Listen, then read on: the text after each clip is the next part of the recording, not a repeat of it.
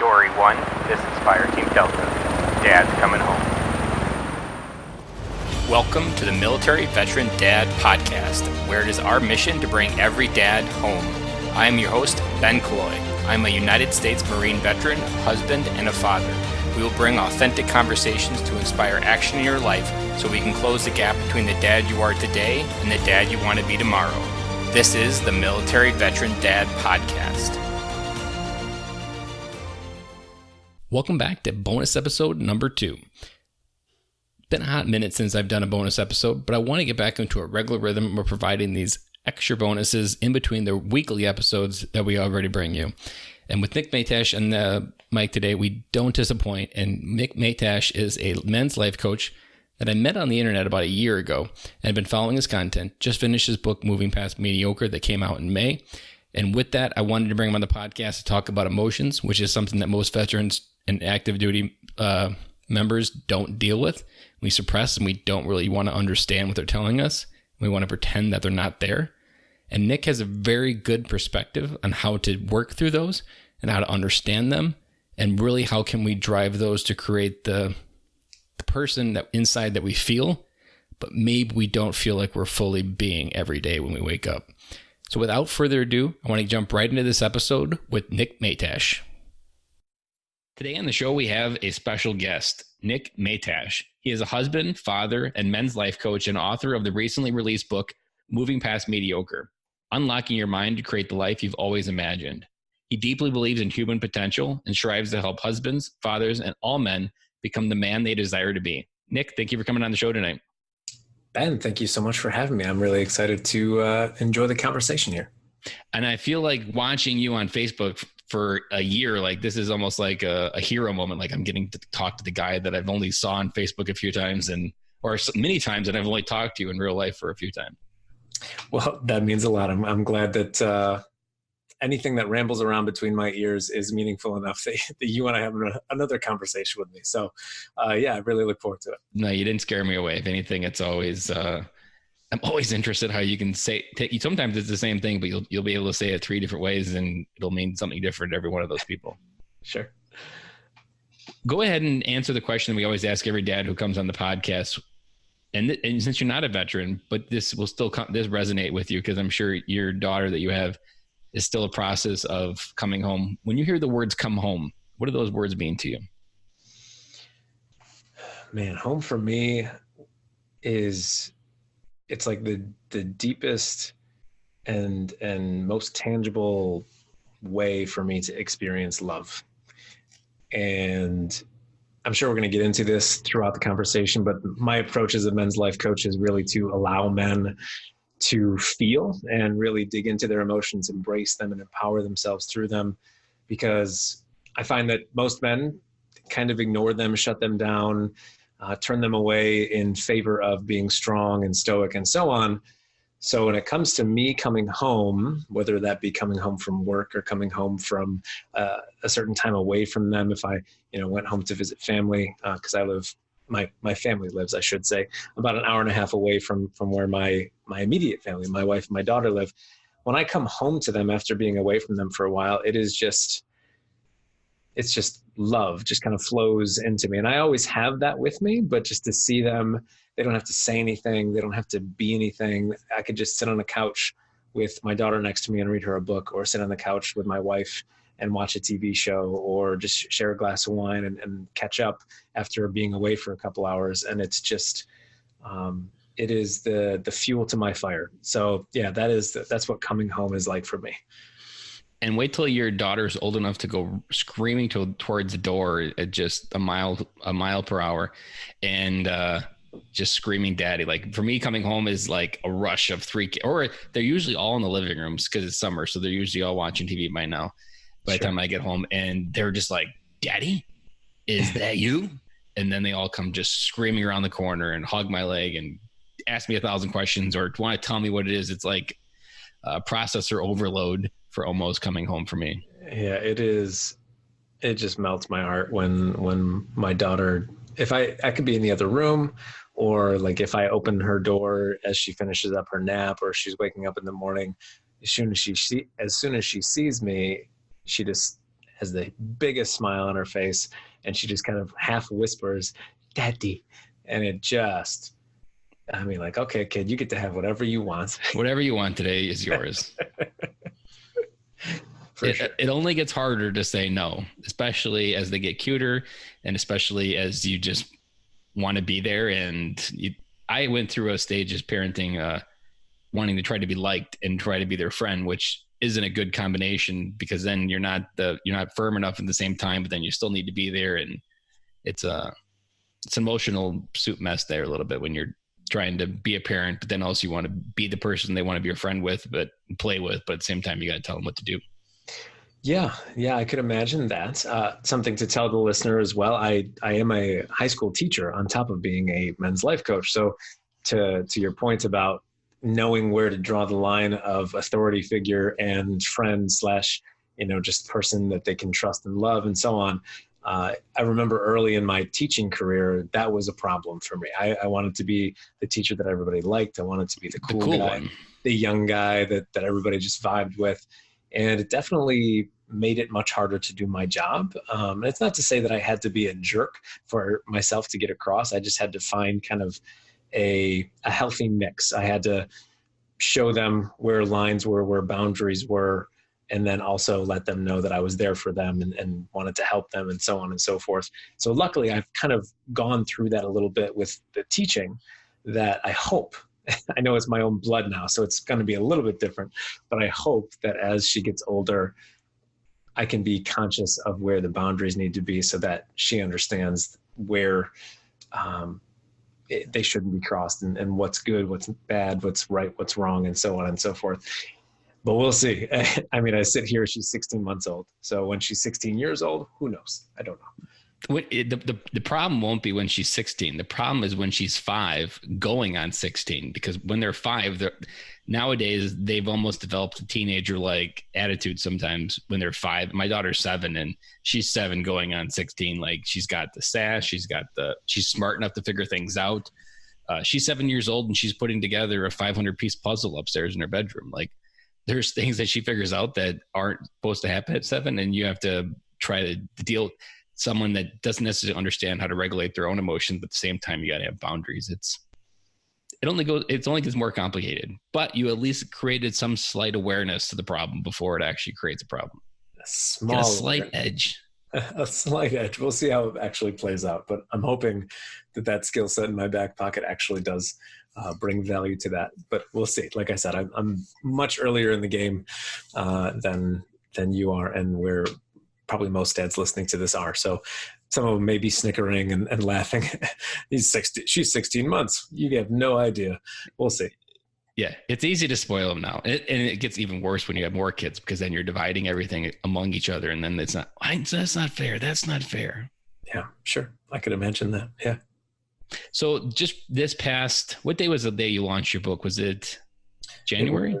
No. The book has only been out since May. I'm way backwards. Yeah, it was late May that it finally hit Amazon and went out there into the world. And so then now it's been about a month and a half, 2 months that it's been out there, and it's been really, really cool because it was something I worked on for 8 months to a year, to put it in people's hands and be vulnerable enough to allow them to get a sense of who I was. Because there's a lot of my own personal stories, mixed throughout the book, along with some lessons that I've learned from them, and trying to use them as teachable moments. Not that I have gone through a ton of heartbreak and a ton of tragedy. It's just that everyday things that we all go through and relate to, I wanted to use that from my life to allow people to see that in their own, so that they could build upon that and really start to create some change in their life. And so it was a vulnerable book to put out because of all of that. And it's been really cool to see the response from that and the support from that. And I just look forward to more people getting their hands on it and digging into it, because it's been a really cool ride. I just wrapped it up when I was in Florida on vacation. And what I liked about it most was it was just like enough serendipity of your life, but then the right amount of spice with advice and perspective, and then just enough footsteps in front of you of laying down a path to follow through to get forward through with whatever someone was dealing with. Like, it wasn't too heavy, but it wasn't too light. And it was just enough to get you to kind of wake up and say, hey, start walking that direction. Well, I appreciate the feedback, man. It really means a lot that the way that I wanted to craft the book comes across. It wasn't just like I didn't want to stand on a pedestal and act like I had it all figured out, because I don't.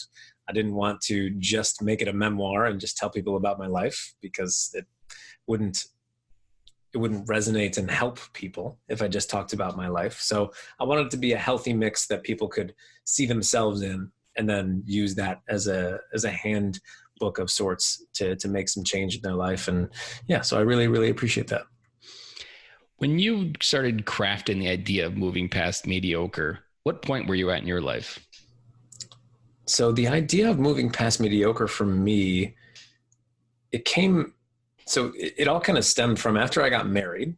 I looked at my life, and I wouldn't say that my life at that point was mediocre. Like, you read the book. So my point of mediocrity was actually before I met my wife, where I was kind of going through the motions. I was dating a girl that I knew wasn't going to be it for me. I was in a job that I didn't really like. I was going to the gym, but I wasn't intentional about going to the gym. All of these things, that was my mediocre moment several years before.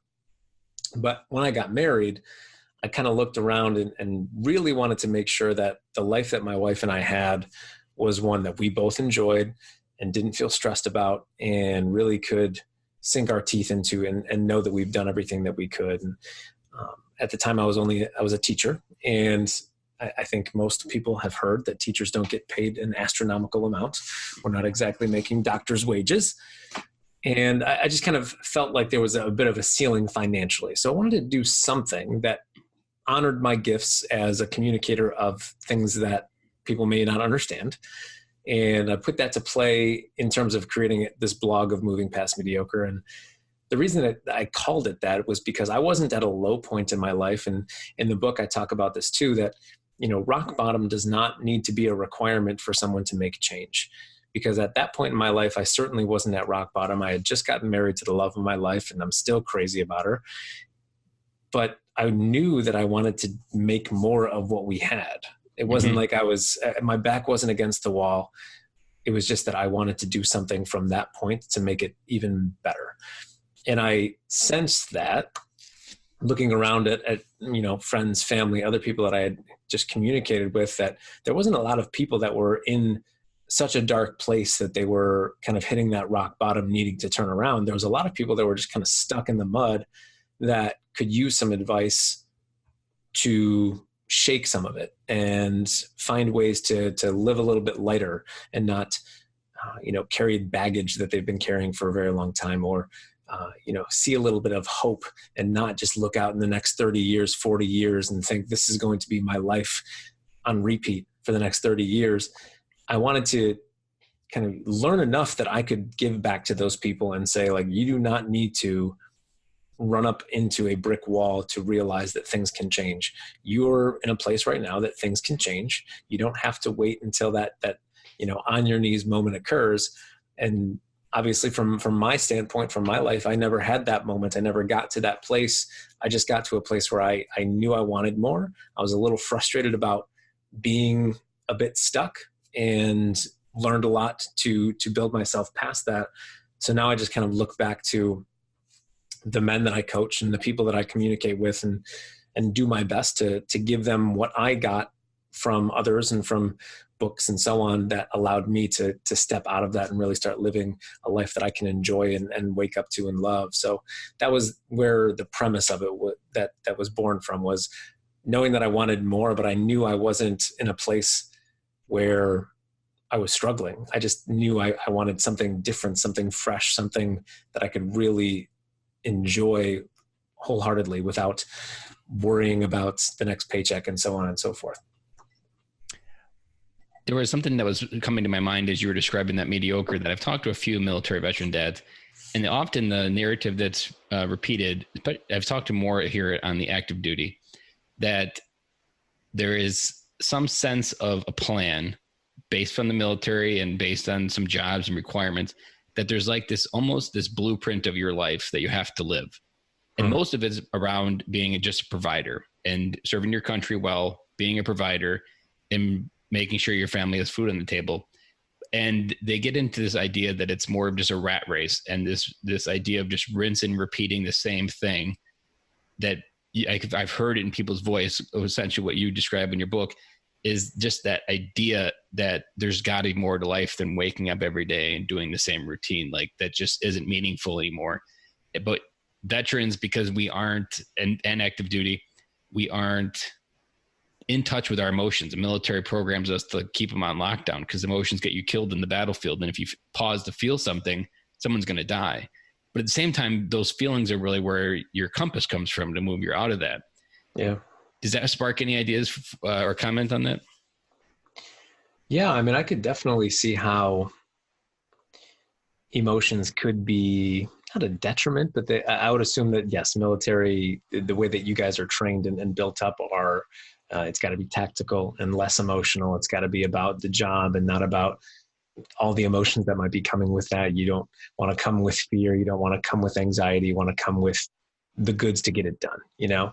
And I could also assume that it's probably hard to turn that mindset off because when you are in the military and that's what works and that's what you trust and that's the system that you are working in, when you come home from that, whether it's in between your active duty things or if it's, coming out of the military and you're a veteran, turning that switch of your emotions back on and opening that valve, that can be very, very scary because you've ignored them for so long. And if I'm over here saying like your emotions are powerful, your emotions are something that can be your compass, like you said, you're like, I haven't done this in a while. I don't really know what that's going to do to me.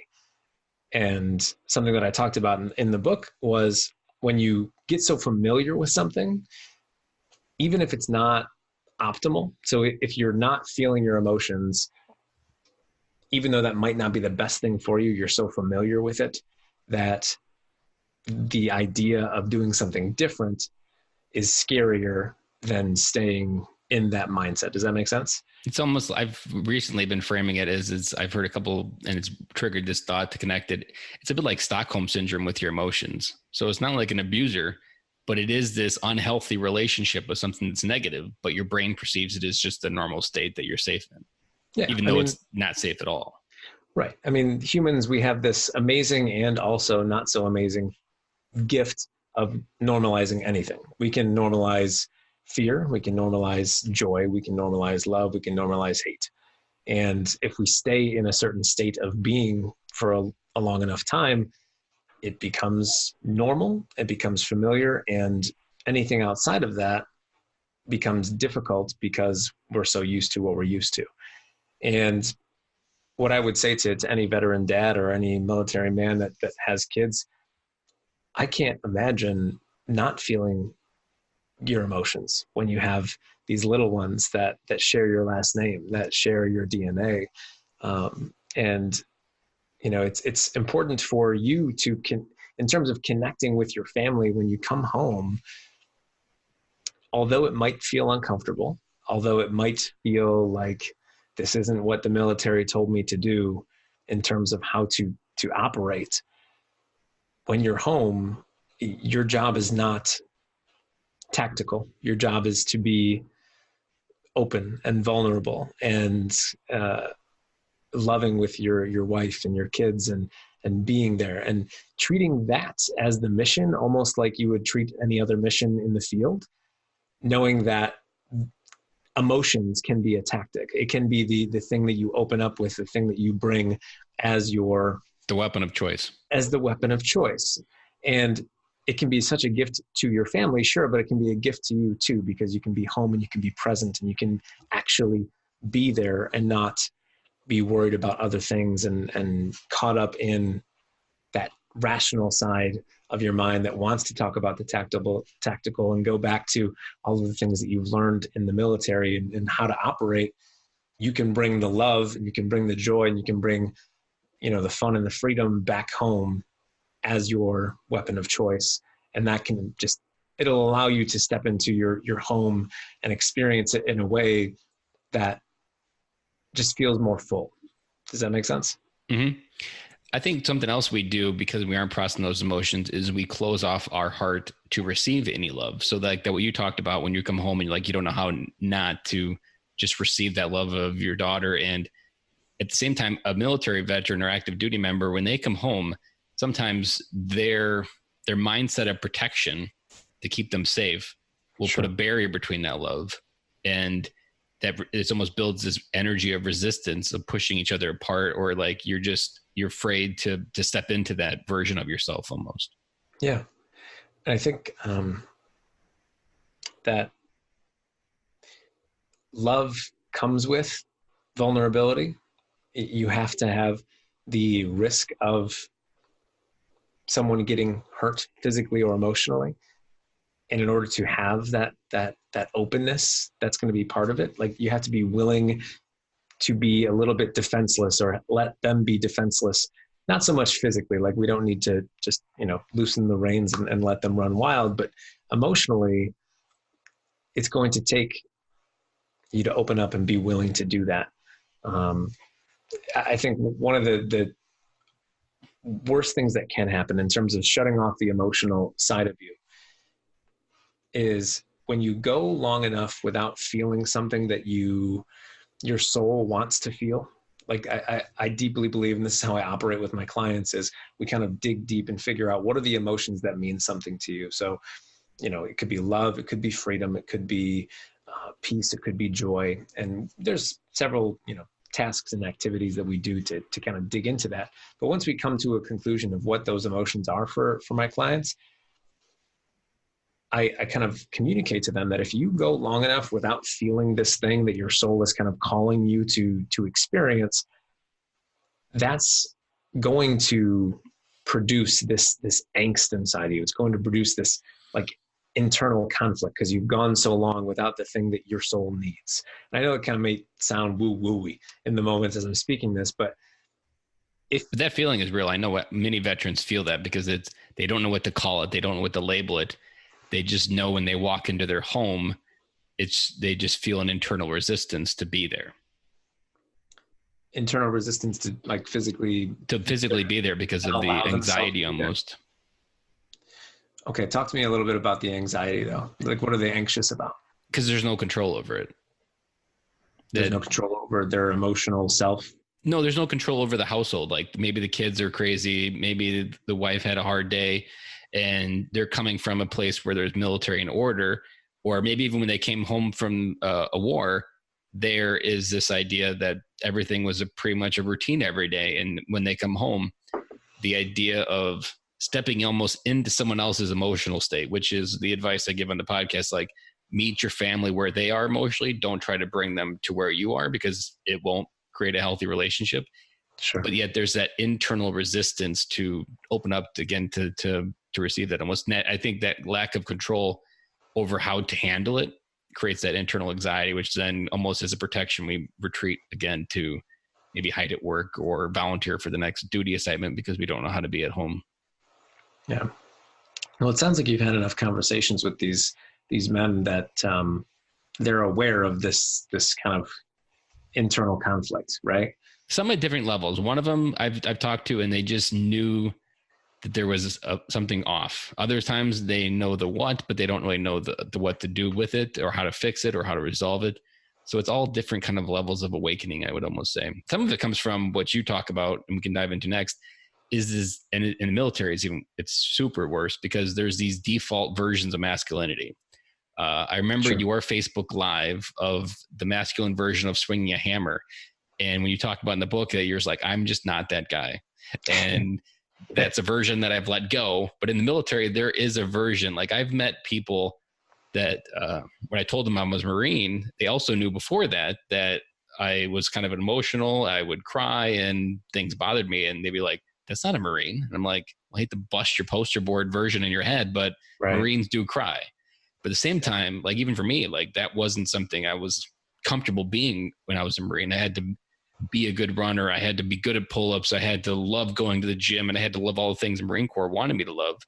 Yeah. But at the same time, that created this anxiety internally because that's not me. And we're trying to, in some cases, depending on whether maybe you fit the poster board masculinity or not, that creates a version of you're like an identity you really don't even understand or you're comfortable in. And then you're trying to come home and be in another identity that you're still trying to figure out. And that also creates a lot of conflict.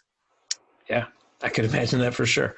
And yeah, true to your point, I mean, I joke about it now, but there still is moments where I run up against the idea that I'm not a handyman, and my ego struggles with it a little bit, because I say in the book, like, my father-in-law builds his own furniture straight up. Like, he makes his own furniture, and he can fix anything, and he's helped us a lot in our house to repair it.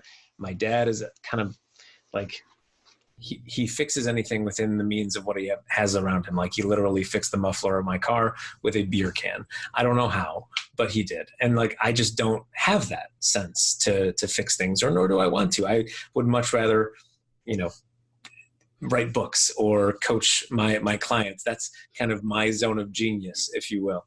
And it took me a long time of running up against moments where I couldn't do these traditionally manly things, to say to myself, like, I don't have to be an expert at this. I am an expert in certain things that other people aren't.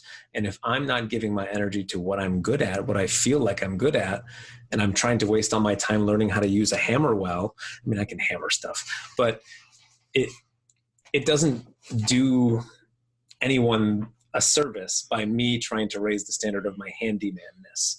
So in terms of what you're saying with the military dads, there is this sense, I would assume, of who you have to be in the military. You have to be strong and stoic and not emotional and all of these things, and you have to fit into that box. And the internal conflict when you don't fit into that box, I could also assume is quite daunting. And when you remove the box, when you come home, it should be a gift that you can now step back into who you really feel at home as.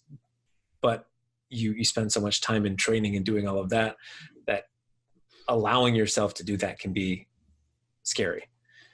But I think, at least in my experience, I'm speaking of the handyman thing, it was such a gift to myself to say, like, this isn't who I am, nor is it who I have to be. I can be this guy. And the way that I kind of look at it is, the people that mean the most to me, that the opinions actually matter for me, my wife, my daughter, my immediate family, my mom, my dad, and so on, like, their opinions matter to me. And I don't think that drilling something into a wall correctly is going to matter to them in terms of my worthiness to hang out and be in their presence. It's being the most me that allows them to, not allows them, but makes them want to be around me. I think also in terms of like looking out and seeing people that we admire, we don't admire them because they are the most perfect man or the most perfect military person or the most perfect, so on and so forth. We admire people because they fully own and fully embody who they are supposed to be. You know what I mean? Mm-hmm. We don't look at them and say they check all the boxes of this construct that I have created in my mind. We look at people that are, the celebrities and professional athletes and people that are doing things that we think are really, really cool. We honor them because they are themselves completely, and they own it, and they don't shy away from it, and they don't act like they shouldn't be that. So when you come home from duty and you know that the military guy that you left behind isn't really you to your family, give yourself the permission to open up and again, coming back to the kind of weapon of choice idea, like, what does your family need from you, or what is the requirement for you to show up? Is it that you have to be the military guy that was doing all of those hard-nosed things, or is it that you have to be the dad that's present, or is it that you have to be the husband that helps out around the house, or is it that when you come home, wife runs the show and you get to be kind of the sous chef?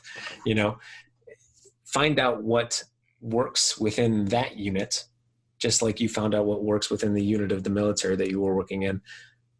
It doesn't have to be that you continue that process of being in that mindset of tactical and all of those things when you come back home, because I promise you, that's not what is valuable to the people that you care about. There was a second question that was popping in my head there. When you have a client that maybe doesn't understand, let's call it masculine identity, what questions or what detective mode type questions do you ask to try to peel back that onion? Because I think a lot of military veterans and active duty probably have heard masculinity within the last 3 years with all the talk of it, Me Too and everything. But the idea of what it is still probably pretty foreign. And maybe they never heard it connected to identity, but I believe that that they're still all, there's the internal energy that you are, and that's all part of the same thing. How do you peel it back to really understand? Because I would say I didn't figure it out until even just 2 years ago that I'm an emotional guy. I connect really well to people and I give big hugs. Like that was something that I've just now recently owned in like the last year and a half. And it wasn't even something I was aware of, but then everybody kept saying like, damn, that was a good hug. And I'm like, okay, not something I've ever been complimented on my life. And I was on one podcast and he asked for a rapper name. And I'm like, I really don't have one. But I'm like, how about Big Hugger B? And now this is something I'm just owning. It's part of who I am. And it's something that I'm letting someone down if I don't give them a good hug. But that wasn't something I knew of anywhere. It was still something I just had to peel back and then just kind of fall into almost. Yeah. I think the concept of masculinity has just been tossed around so much that it's hard to put a pin on it. The way that I like to see it and the way that I like to bring my clients to the conversation is that masculinity is not something that you do. It's just something that you are. And it's not that it has to fit in a certain box either. I think it's an energy that shows strength, but strength does not mean that you don't smile or don't cry. It's strength for me comes from like being certain in who you are and owning that and not shying away from being a big hugger. Like that's strong. And like strength also is being there for your family in a way that isn't, I know we love to say like being a rock. Yes. Being a rock physically, emotionally, mentally, allowing them to feel safe in your presence. I think a lot of men really get the physical part of it in terms of giving everybody that you care about that safety. I think that's a masculine thing, but so many of us just kind of stop with the physical. I think emotionally and mentally. We stop at the provide part because I think that's generationally just what the standard was set at, that as long as you protected your family and presided, that was all you needed. Right. Yeah. I think the perception for most men, and I'm glad that this conversation is so ongoing now, because I think for generations to come, it's going to get easier to get to the point of what masculinity is. But it's just been this kind of unconscious hand-me-down that we've gotten from generations prior, which is provide and protect. And I think, like I was just saying, we've limited it to the physical side of that. We've limited it to physical protection, like making sure your family is physically safe. If there's an intruder, you're taking care of it. If someone hurts themselves, you're taking care of them, yada, yada, yada. But protection also can be emotional and mental. Like if your daughter's having a bad day at school, she comes home crying, giving her the space and safety to tell you about it and to not feel judged. The mental protection as well. Like if you know your wife is having a day where she's feeling anxious, giving her the space to have that conversation with you. I think that's just as masculine as protecting the home, because that's going to allow, and again, I think the energy of masculine is letting other people feel safe around you. So that encompasses all of those things. And then with the providing stuff too, we've kind of capped it at the physical side. That means make money.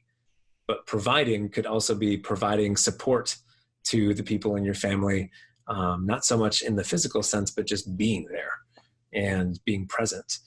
All of these things, it's just this nuance at another level. It's the same concept. It's still providing and protecting, but are we providing and protecting at the level that's underneath the physical? Is it just the money that we're bringing in and the physical protection that we have? I know that's the traditional masculine way that we've just kind of been handed. But showing up in a way that we can do that mentally and emotionally for our people, our families, is what kind of makes the difference, at least in my opinion. So when I have these conversations with the men that I coach, we kind of talk about the traditional sense of what we think we know as masculinity. And then just letting them know it's the same concept that we're talking about. Nobody's making it different. It's just that there's nuance to it that a lot of us don't discuss and don't understand. It's just your energy. Do people feel safe around you? Do they feel supported? Do they feel like they can come to you if they need your help? That is masculine. And it can look so different to everybody else. It doesn't have to be that I do it a certain way and that Ben, you do it a certain way. And then, Bob back home that's listening to this is doing it. So it is all the physical manifestation of what that looks like is different for every single person. But I think guys in general, we put so much pressure on the physical aspect of providing money and protecting physically that we just forget about those important things that your family also needs, the emotional and mental support that is crucial in the home. When you look out and you see your family that needs you in that sense, and you just kind of cop out and say, I'm bringing home money and I'm protecting you. What else do you need from me? These are the things that they need from you. They need that emotional and mental support and safety from you as well. Mm-hmm. Their role isn't to bring you a beer from the fridge. Yeah. I mean, if they do it, that's fine. But yeah, we're not going to reject it, but that's not what you're looking forward to. It doesn't have to be the expectation. What I really liked about that was you really unpacked the idea of just being okay with who you are. And I think, I don't know if you've heard it or heard me say it or heard the statistic, but 22 veterans kill themselves every day. And the number is kind of widely debated, but even if it's 5, it's still too much. And I think this identity, masculinity of who they are is something we lose. And in the military, it's one of the worst things that they do when they transition you out, because they create you to be Superman. Mm-hmm. And society and our culture looks to us as Superman. When we wear that uniform, we're something special that inside civilians, they wish they could be. We did something that somehow they weren't able to say yes to. And then we go back off and take the uniform, and then we're Clark Kent. Yeah.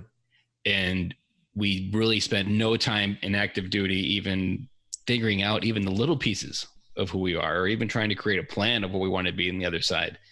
And many times for me, I just started copying the blueprints around me of what the civilian people, but then that's how I got lost. I was lost probably for 6 years. And through my trying to go back to school and dropping out of college of engineering, I went through a stage of just 6 months where I was like, my grass just dried up on the other side of the fence. I don't know what to do anymore. And it was when my first daughter was born. So that was weighing on me. Like I would sit and look at her at night in the crib, and I'm just like, I don't know who I'm going to be for you. And it was a hard place to be. And luckily, through serendipity, I went to a leadership workshop that work sent me to. And essentially that leadership guy that was given the workshop sparked the fire back into me. And I'm like, this was all stuff I know. This is all stuff I was already trained on. It was in the Marine Corps. The civilian side just dormanted it down because they don't trust you to run the copier, let alone run a team.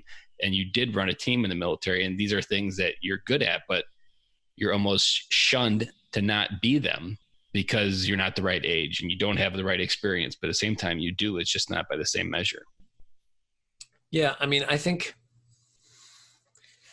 no matter if it's military or not, when we go down a certain path of life, you end up building a skill set, right? And that skill set from the military side of things can be useful when you're deployed overseas or when you're in active duty. But when you come home, what can you use that skill set for? And think about what your skills are, frankly, like writing them down and looking at them and saying, without judgment, without like, woe is me, I don't have all these skills or yada, yada, yada. Just write down what you can do for yourself, for other people. What are some deliverables that you can put on, not necessarily put on a resume, but what are some things that you can actually say you do well? The reason I say all of this is, with myself, I'm not in the military, I never have been, but I have now been teaching high school for 9 years. And the skill set that has been built in that time is educating and communicating ideas to people. I mean, I teach math. So trying to communicate math to high school students is difficult. Yes. With all the variables involved, no pun intended, it can be a bit of a challenge, but growing that skill set has only helped my career as a men's life coach, because communicating difficult ideas like how to live your best life and how to open yourself up emotionally and how to dig inside your mind and find those blocks that have been holding you back for years and years. These are things that when I'm in the middle of teaching, I don't think that I have. I don't consciously think like, oh, these are the things that I can use in a different arena. But now that I've gotten my feet wet with the coaching and really gotten down, a certain distance down the path, I know that if I didn't teach for 9 years, I wouldn't be nearly as good at the coaching thing as I am. So what I would encourage anybody that's coming out of active duty and coming home and curious, like, what the heck do I do now? Take inventory of your skills. Also take inventory of your interests, because I think if you are choosing things just based off skill set, you might go down a path a few miles and realize it doesn't bring you any kind of joy or anything like that. Something that I also kind of talk about with my guys is coming back to that emotional piece of what are the top 3 emotions that you want to feel. And that takes some work to figure out what those are, but let's just say it involves joy and freedom and peace. If you can find something that triggers one of those 3 things in some way, then just chase it and run with it. If it involves your skill set and how you want to feel when you get there, it can really create an amazing, path for you. I mean, I'll just ask you, like, this whole podcast thing for you, I would assume it was something that you enjoyed doing. It was something that was interesting to you, and there was a skill set there. What would you say your skill set is with the podcasting thing? I would start with being drunk on curiosity, because I have just I didn't realize it till like 2 years ago when I first heard follow your curiosity to find your passion. And I was like, holy, this is what I've been doing with all my life. I just keep following my curiosity and listening to podcasts for all these times. I was always intrigued by them. And I'd actually lit the flame before I even had the podcast, because there was a podcast movement flyer in my Facebook feed in August of last year. And I bought that ticket with no idea whether I would have one by the time it came around or whether I would already just go there to figure out what it was. I just planted the seed and seeing what that mind growed. And then through just going through the process and going to another conference, I figured it out and launched my podcast. And now I'm going there in 2 weeks with the podcast. And it really was more about the skills of what I've learned more. Was it opened doors to figure out how I liked connecting with people more and telling stories and just having conversations. And ultimately, probably the biggest thing that scared me through all my life is talking to strangers. That I went through my fear list, and talking to strangers has always been the thing that scared the heck out of me, that every girl or every person was a high school girl that was going to say no. And that rejection scared me every time. And I avoided it at every point I could. And just diving through that. And that's actually some of the best advice I give anybody really, and transitioning, is just figure out how to talk to strangers, because that's really where you're going to move your life forward. Yeah. And I also will offer this, like, as you go through the process of trying to figure out what that is that's calling you forward, know that nothing's at stake. It's not all or nothing. It's not like you have to, bet the farm on your next move. It's really just keep, finding those things that interest you, that you might have some kind of skill set in that could be useful. Trust your intuition as you get into that, and know the difference between your intuition and your fear. Like, if it's intuition, it's calling you towards something higher, and it might scare you a little bit, but that's fine. If it's fear, it's probably trying to make you run from something that's unfamiliar. So just trusting the notion within your body that this is good, this feels right, I'm just going to keep going in that direction. Like you just said, you bought tickets to something not knowing that you would have a podcast. It just felt like something that you wanted to do, could do, should do, and you just kind of planted your flag by buying that ticket. And all of the in-between stuff got figured out. But it took that decision of buying the ticket to kind of get some wheels turning. And if you look at that on paper, it's maybe not the most rational decision to buy a ticket to something where you... No, I made the decision about 10 minutes when I saw it. I didn't pause. Right. I didn't do any of it. Sure. And that's beautiful, because you trusted in yourself. Like, I don't know why, but this feels like the right thing to do. You did it. Cool. And leading up till that point, all of the in-between stuff kind of gets figured out when you plant your flag in something that you think you believe in, or you think that might be good for you, and just take a step towards it. And if that step leads to another step, cool. If it doesn't, fine. Find something else to plant your flag in. But it's a matter of just understanding in that process, this is not all or nothing. This is not my last shot at anything. There are many, many opportunities, many ways for, whatever my passion, my purpose, or anything like that can be to fall into my lap. Like when you were, dropping out of college and all of that, would you have pictured yourself here?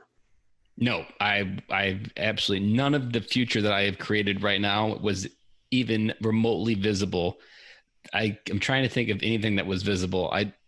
If anything, the only thing that was visible was just continuing down the path that we had already talked about, doing an 8-to-5 job. And I remember a thought that I blogged about a long time ago that was like, just getting caught up in like, maybe all the stuff that people tell you that there's a higher purpose to life, that you can do all this, that is just all BS, that life was just meant to be an 8-to-5 job and to keep your head down. And the rest of it is just a lie. Like those were the thoughts that were going through my head. Yeah. No, and it was really just continuing to keep swimming, as Dory says, through serendipity, that eventually the door opened, and that one little class, and it was a $200 class, making the transition from staff to supervisor. But that guy literally opened a door that is now 4 years later led me to the moment here where I'm a completely different person. Yeah. And it's because you kept swimming, like Dory says. And there's so many people that feel the way that you have felt, where you kind of look around at people that are chasing this thing that we call purpose and passion and fulfillment or whatever. And we say, oh, that's just BS. That's not how it really works. But the way that I like to see that is there are people that actually get there, not get there in the sense that there's a final destination, but you can see and feel when you're around them that they are in it. So I don't see any human being as lucky or not lucky, or like, oh, they got the lucky break or whatever. It's just a matter of, I'm a human, you're a human, you did it. So I know that there's some potential within me that can be created. We're bound by the same set of physical laws. Right. And, the only difference is what between your 2 ears.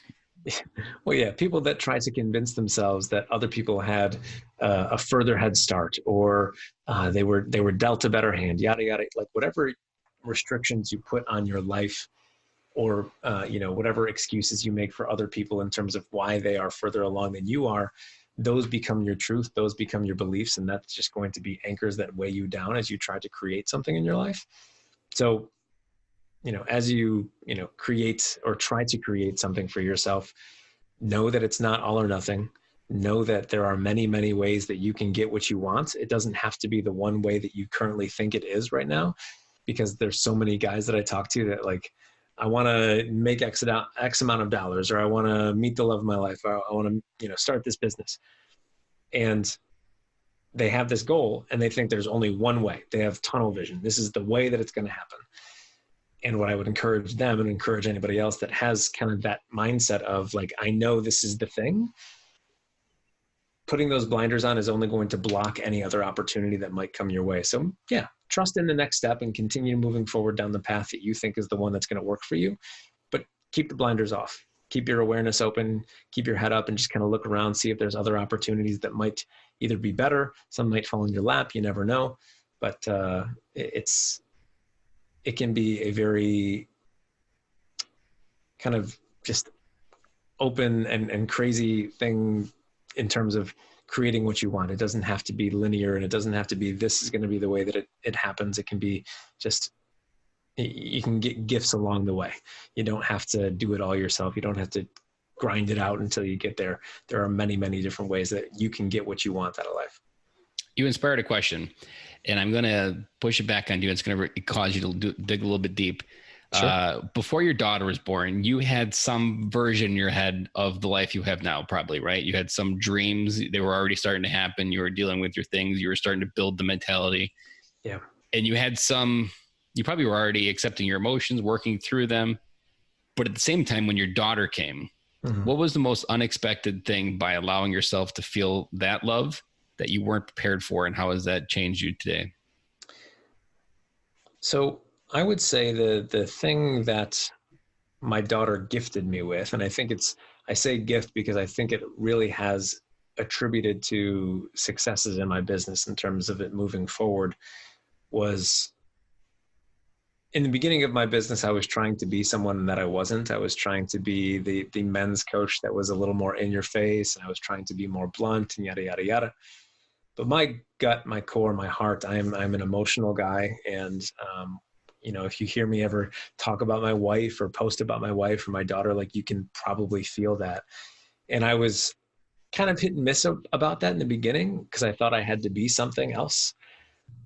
But when my daughter was born, I couldn't physically cap my emotions anymore. I couldn't hold back and act as if I was this tough guy, because just looking at her, knowing that, one, she's my daughter, and two, the other half of her came from this other woman that I love, like all of that encompassing. And now she has like a personality and is running around the house and all of those things. Like, the person that I was all along couldn't be caged anymore. So she gave me this gift of like not being able to hold back anymore. And the more that I talk about and open up about being this emotional guy and knowing how powerful it can be for other men too, because the guys that I work with, it's not that I'm trying to get them to be more like me. It's not like I'm saying like, you got to be mushy, you have to be a sap.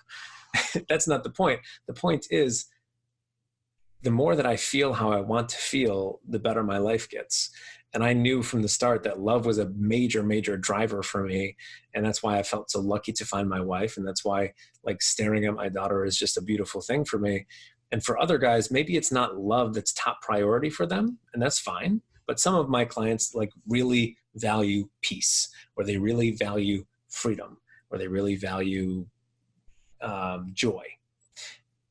And if they're not actively creating that in their life on a day-to-day basis and sitting in that and really enjoying that emotion, that's when things get lost and you start doing things that aren't really you. You start kind of feeling adrift. You feel stuck because you're not doing things that spark who you really are. So I was so blessed when I have this daughter and I have this wife that I look at every day, and I just wake up and love is around me.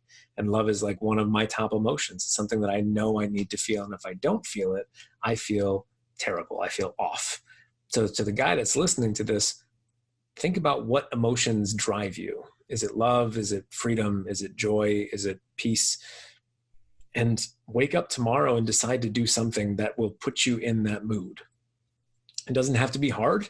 It doesn't have to be complex. Like, please don't think that you have to take a day off of work to feel freedom.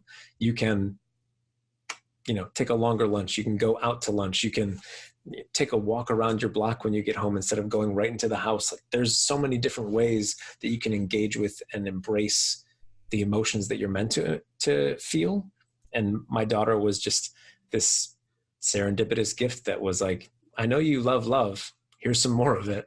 And I just wasn't allowed to hold back anymore because it wasn't possible. So that was the biggest thing, was not that it was a shocker. I knew that I would really fall crazy in love with this little girl, but the way that it just opened me up and allowed me to stop acting like this wasn't who I was a beautiful, beautiful thing. It reminded me of that. I think military veteran dads suffer from this, that we spend a huge amount of energy trying to be someone. Mm-hmm. But at the end of the day, when we do receive the love from our kids, it's a perfect reminder that we are enough exactly who we are right now. No matter what other gap you have, whatever area of life you're still trying to overcome, whatever thing in your past that you're still working through, it doesn't matter to them. At this moment right now, you're exactly who they need and what they want. And that's perfect with what, in just accepting that is the gift that kind of lets you give yourself the freedom to let go of all that emotion and anxiety from the lack of control, because you don't have to control it. You can just show up and poof, you've just made their day. Yeah. And the enoughness is something that I deal with a lot with my clients too. And I actually tell them to think of it in reverse, like looking at their kid. I mean, you just said that, when you're with your children and they look at you and they don't see your baggage and your flaws and all of those things, they just see dad. That's an amazing gift. But also what I ask my clients to do is, in terms of you not feeling enough, look at your kid. is there anything that they need to do to get your love, to get your acceptance, to get your appreciation? Like, they were born and that was already built into them, right? They didn't have to do anything. They didn't have to go out and get a big job. They didn't have to build you a house. Like, it was just, they came into the world with your DNA inside of them, and all of a sudden they were enough. And to the guy that's listening to this, you were the same way when you came into this world. You were enough. The packaging was there. There was nothing else that you needed to do, needed to have, needed to create. It was just, you were a human being and you were enough. But we just grow up and we go through the adult phases of taxes and bills and, jobs. And for the military dads, like deployments and all of that, that kind of beat all of that out of our system, that we were born with this enoughness that was so clear to our parents, but we just lose it over time. And as a parent now, I can look at my daughter and be like, yeah, you're good. You don't have to do anything. You're good. Like, you're enough. Therefore, if you are my offspring and you are enough when you were born, I would assume that that's the same thing that I had when I was born. And I just trust in the fact that that's still there.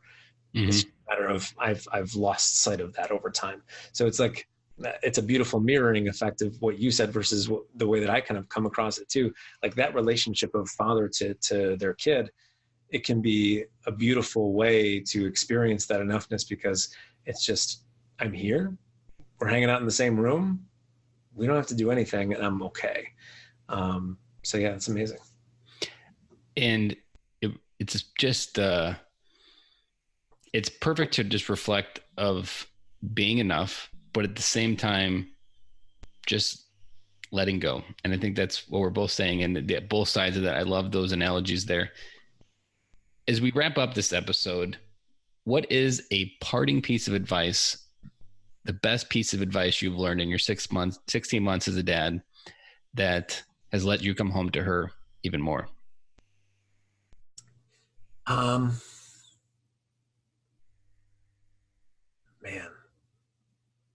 it's speechless. You were not speechless the entire conversation. I know, it's hard. And it's such a loaded question. I guess there's so many things that I have learned from her, learned about myself through her. I think one of the biggest things, and I think any dad can say this as well, is just time flies, and trying to be present and appreciative of this season of her life.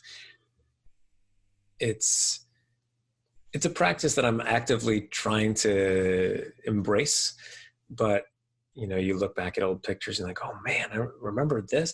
One of my best friends just had a daughter of his own about a month ago, and we went to visit them, and I met her, and holding her while like looking out of the corner of my daughter, who's walking around and saying things, and like just how quickly they grow up and they change and they become these little humans that start saying things. And they are the most amazing reminder of presence that I've ever had.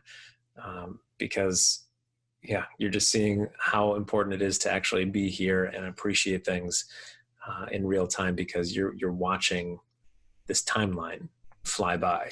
Whereas like when it's yourself and you're thinking about your life, of course you can think that it flies by because it was you, sure. But when you're watching another human do that, it's crazy. So I would say that's been the biggest thing. Her biggest reminder to me is like, just be here. Don't be on Facebook posting stuff all day long, like be here. And I struggle with that, but it's something that I try to embrace as best I can. You inspired something, and I've never told you this, so I'm going to tell you something that you've said a long time ago, but you have no idea how it impacted me. Okay. That it was last September. It was your 30 days of Facebook Lives, I believe. That was the right month, right? You did it in September. Yep. I think it was like September 28th. And you did one on the seasons of the weather and the seasons of life. And I can't tell you how many times I have used that analogy to say not yet to something, because so many times you can just get caught up in trying to do everything and download your life now to where you want it to be. But when you frame in that question that you gifted me way back last September, I have gone slower in my podcast. I have let things go. I've been more comfortable with my podcast because I've always said, and based on your analogy of it, is this is the season of life I'm in, and I'm not going to sacrifice certain things to make the season any less impactful than it is with my attention. And just because I want to do something now, is if it's not the right season, it's a different season. When my kids don't want to hang out with me, yeah, I could travel more and go do more public speaking. But that really gifted me the ability to just say not yet to many of the things I want to do, being ambitious, and just put them into a different season of life. That's beautiful, man. I really appreciate you sharing that with me. I mean, and I haven't heard you say it much. If anything, you've really held back on that advice. I don't know if I can't even say how many times I've heard you say it, but that's the last time I remember it being as impactful as it was. Well, the way that I've come across it most recently, and I say come across this because I'm always reading and taking things in, and I think it applies too, is that nature never rushes, right? Like it's always doing its thing. And we forget that we are a part of said nature. Like we are not a separate entity.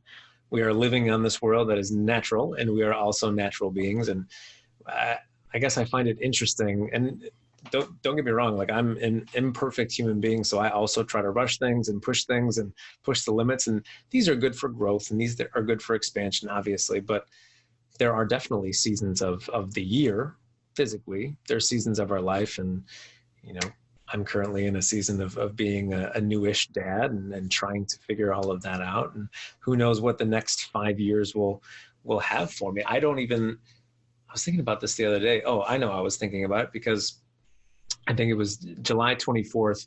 It had been 5 years since I proposed to my wife. And just thinking about everything that has happened in 5 years. When I proposed to my wife, I didn't want or need to be a life coach. I didn't have this insight of reading. I didn't read anything at that time. It was after I had gotten married that I kind of looked around and was like, I want to make sure that this is the best thing that I've ever done, was being a good husband and then eventually a good dad.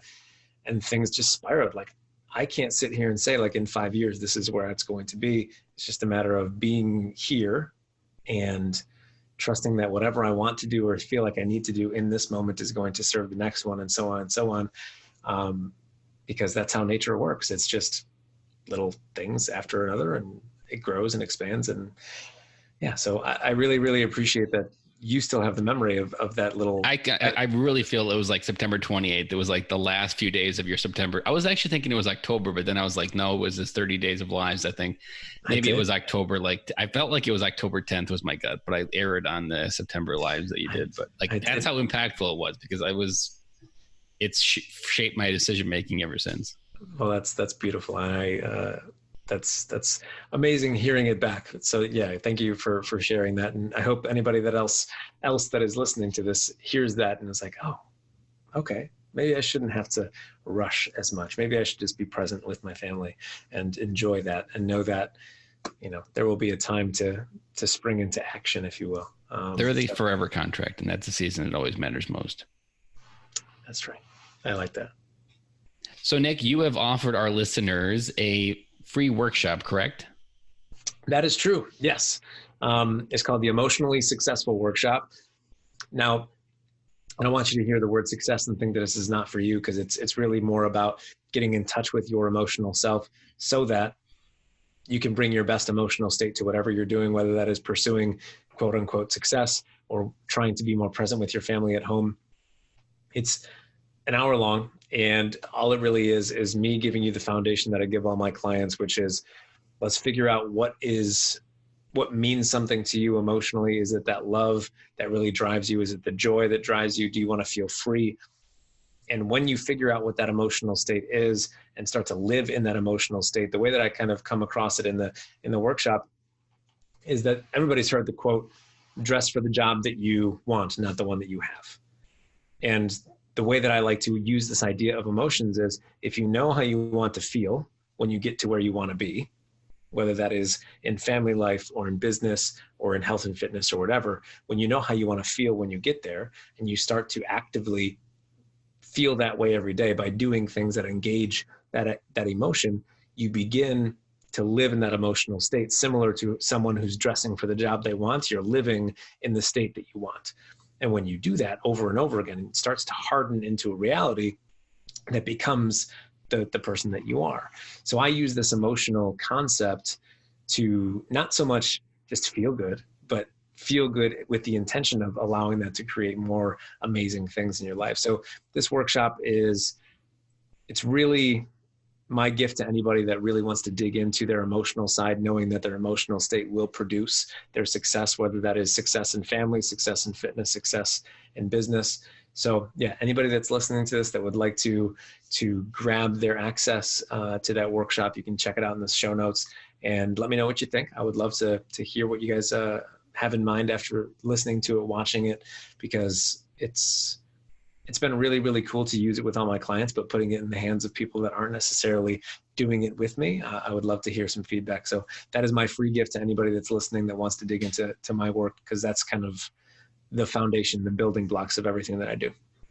And I'll include all of your socials in the show notes, but I would recommend your Instagram, because I feel like somehow you find the time in the summer, you have the time, but in the rest of the year, somehow you find the time. I'm like, I see a post from you. I'm like, doesn't this guy ever teach? He's supposed to be a teacher, and somehow it's the middle of the day and he doesn't look like he's a teacher right now in his clothes.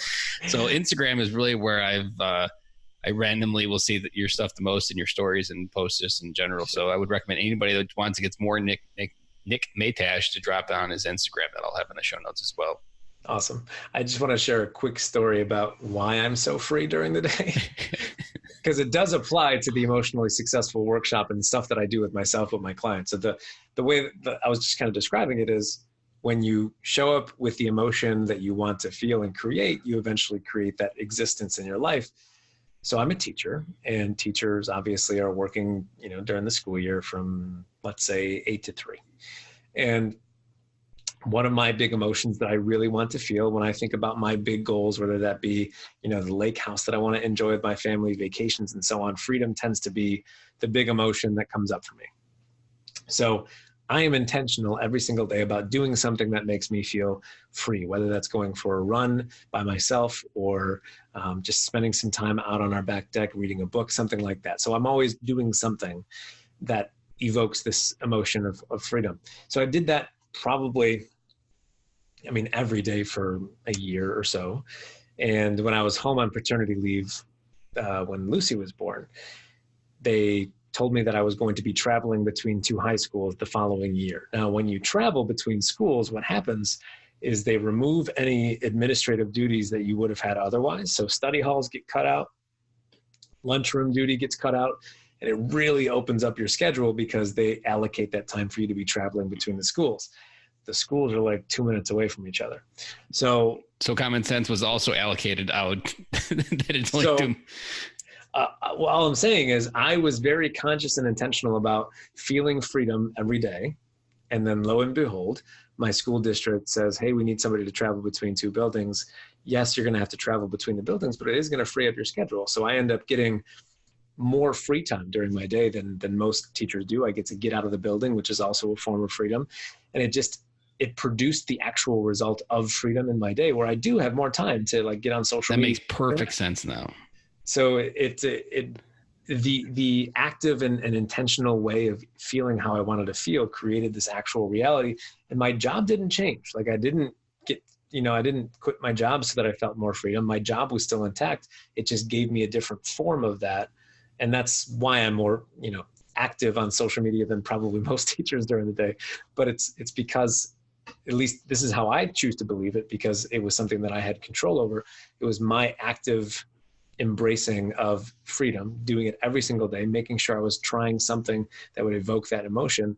And then I get this gift from my school district saying, we need you to travel, which a lot of people don't want to do because it feels out of their comfort zone, out of their familiar zone.